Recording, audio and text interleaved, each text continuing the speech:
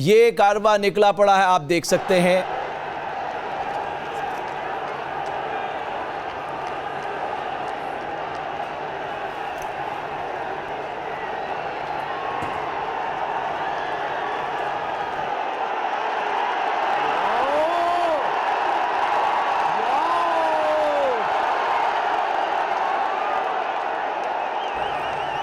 तो आप देख सकते हैं प्रधानमंत्री पंडित मदन मोहन मालवीय की प्रतिमा को माल्यार्पण करते हुए और यहां से वो अपने रोड शो की शुरुआत जनता का अभिवादन स्वीकार करते हुए, जनता को प्रणाम करते हुए। जाहिर है उन्हें मालूम है, क्योंकि परीक्षा उनकी भी है, उनके संसदीय क्षेत्र की 8 सीटों की भी है। 3 2012 में मिली थी, लेकिन इस बार क्लीन स्वीप का सपना देख रही है भारतीय जनता पार्टी।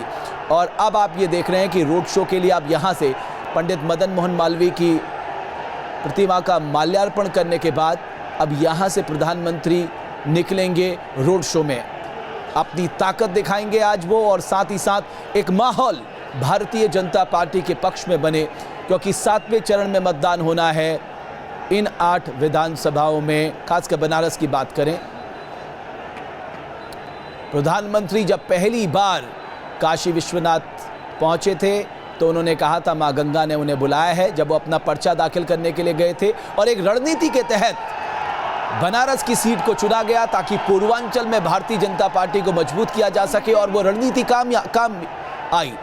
और उसके बाद प्रधानमंत्री ने बनारस को क्योटो बनाने की बात कही। जापान का क्योटो एक बेहतरीन सांस्कृतिक शहर है, बहुत ही सुंदर शहर है, उसी तर्ज पे बनारस को बनाने की बात कही। और अब विधानसभा के चुनाव में उनका एक टेस्ट होना है, एक परीक्षा है प्रधानमंत्री की। जाहिर है इस परीक्षा में उत्तीर्ण होने के लिए उन्होंने पूरी ताकत झोंक दी है। उनका मंत्रिमंडल इस वक्त काशी में मौजूद है, जहां अरुण जेटली छोटे बिजनेसमैनों को नोटबंदी के फायदे समझा रहे हैं। स्मृति ईरानी वहां पर मौजूद है, जो बुनकरों को बता रही है कि जो कपड़ा मंत्रालय है वो आने वाले समय में क्या कुछ करने जा रहा है। अब ये प्रधानमंत्री का रोड शो शुरू हो चुका है और बड़े पैमाने पे समर्थक इस रोड शो में साथ हैं। और 1:30 बजे बाद हम आपको ये भी बता दें कि आज एक साझा रोड शो अखिलेश यादव और राहुल गांधी करेंगे। लेकिन इस रोड शो में खास बात यह है कि प्रधानमंत्री मोदी काशी विश्वनाथ मंदिर भी जाएंगे, और वहाँ से वो आगे, जब उनका रोड शो काफिला आगे बढ़ेगा तो भैरव बाबा मंदिर के भी वो दर्शन करेंगे। तो जाहिर है ये माहौल मोदीमय नज़र आ रहा है। लेकिन जैसा कि हमने आपको बताया कि जो बनारस की अपनी समस्याएं हैं वो आज भी मौजूद हैं, चाहे वो ट्रैफिक की समस्या हो, चाहे वो पार्किंग की समस्या हो, चाहे वो कचरा निस्तारण की समस्या हो, चाहे वो स्वच्छता की समस्या हो, ये सारी समस्याएं अब भी वहाँ विद्यमान हैं।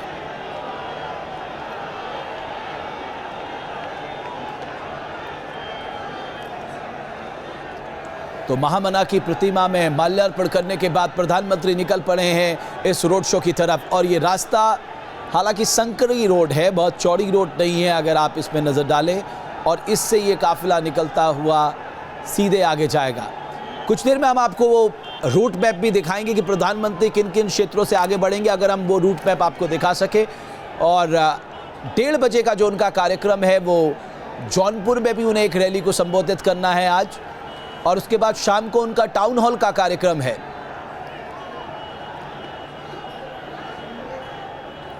तो रोड शो से एक माहौल अपने पक्ष में, भारतीय जनता पार्टी के पक्ष में बनाने की यहां पर कोशिश हो रही है।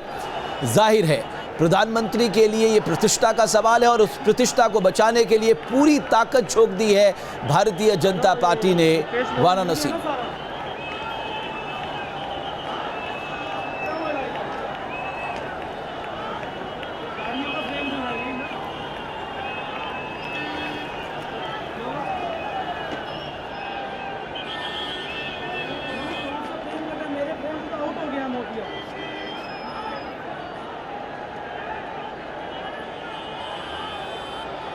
अपने भी दिमाग लगा लिया करो। ठीक है, मैं यही रख रहा हूँ।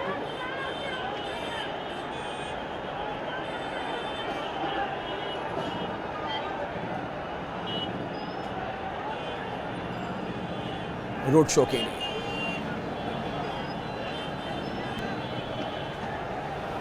तो आपने देखा कोई शंख बजा रहा है, कोई नारे लगा रहा है और प्रधानमंत्री सबका अभिवादन स्वीकार करते हुए और निकल पड़े हैं इस रोड शो के लिए।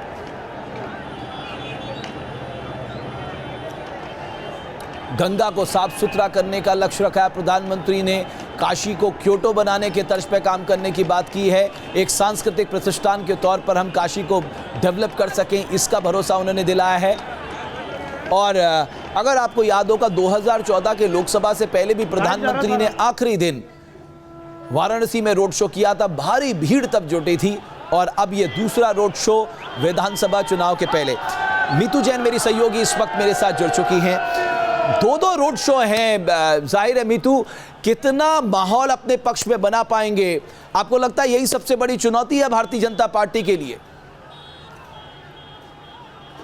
सबसे बड़ी चुनौती यही है इस वक्त भारतीय जनता पार्टी के लिए कि बनारस में लोगों का काफ़ी गुस्सा है। बनारस के लोगों का कहना है कि बनारस की दो चीज़ें फेमस हैं, एक तो है गाली और एक है इसकी गलियां। जहां तक गलियों का सवाल है, ट्रैफिक से ये चौक रहती हैं, सब तरफ से खुदी हुई हैं और गाय जानवर सारे यहाँ चलते रहते हैं, कहीं पर चलने की जगह नहीं है। और इसलिए लोगों ने इस बार सोचा है कि गाली देंगे।